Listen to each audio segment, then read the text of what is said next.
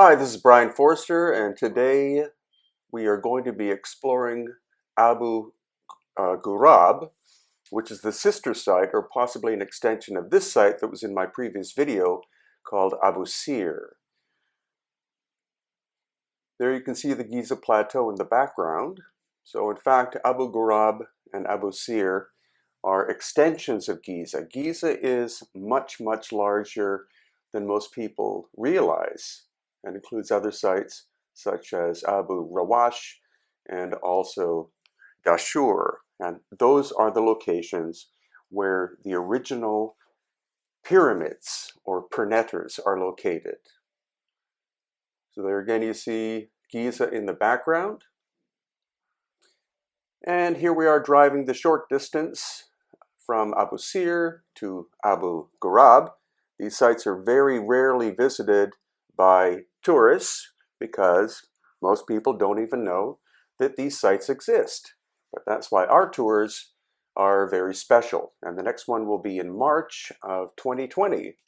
So if you're interested in coming along, please check out, excuse me, my website, Hidden Inca Tours, and you'll be able to see the complete itinerary. So this is the location itself of Abu Ghurab. And at Abu Sir, we saw lots of examples of core drill holes. Some people stating that the core drill holes were from the 20th century, but this is not the case. And you're going to see an obvious example of a core drill hole or two at this location of Abu Ghurab. And obviously, the core drills are from the age of the creation of the objects we're going to look at. Here you see a bowl made out of sandstone. We're going to be seeing other ones like it. What the original function was, completely unknown. So what we're approaching now is called the Hotep, and it is composed or made from travertine. And according to our geologist, the 5 blocks that make up the Hotep are so large that they're unlikely from a quarry in Egypt and could be from a quarry somewhere in Turkey, which is quite a distance away.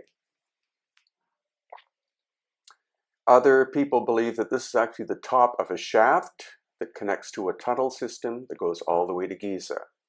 So here is one example of a core drill, and obviously this comes from the time of the creation of the Hotep.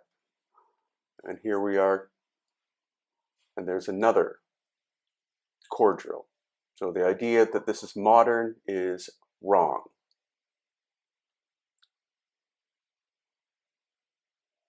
And supposedly this is one of a kind. There may have been other Hoteps in other locations, but this is the only one that is still more or less intact. And the fact that it still exists at all, when we look at all of the destruction of ancient Egyptian sites, it is astonishing that this still does exist. And thankfully, it's preserved and protected by local people.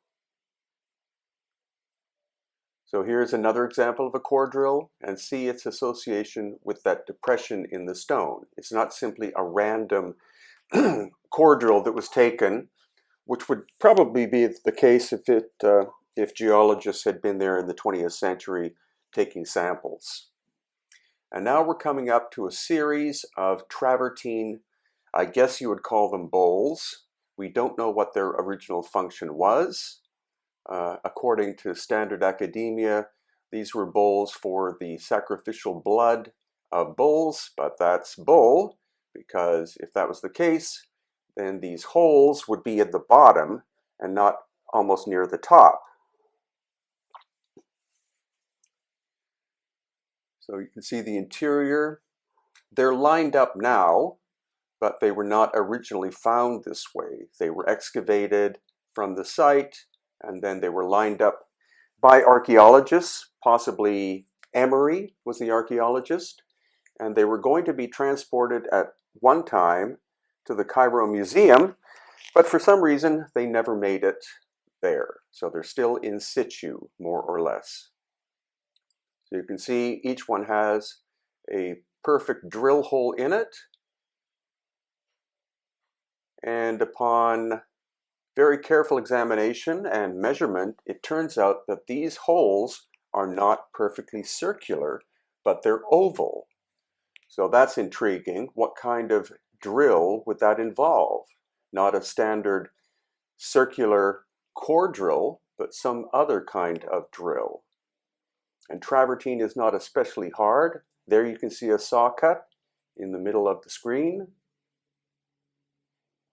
So here's James from Panama measuring the core drill, and he found out that they are in fact oval. So what kind of technology was involved to do that, we're still trying to figure out. And if you look carefully, you can see the penetration of the hole with the drill. You see the obvious circular or circles left by the cutter.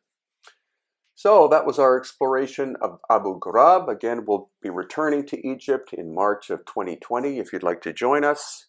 Our tour is, I have to say, very unique in that we get to visit locations such as Abu Sir, Abu Ghrob, Abu Rawash, and some others you probably have never heard of.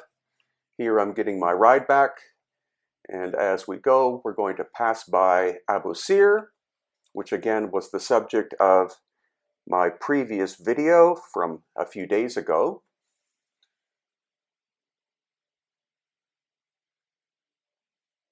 So there you see what's left of the pyramids of Abu Sir. What we did see is lots of evidence of ancient machining technology and also catastrophic damage at Abu Sir. And same as well, we saw that at Abu Ghrob. So once again, the remains of the pernetters or pyramids of Abu Sir.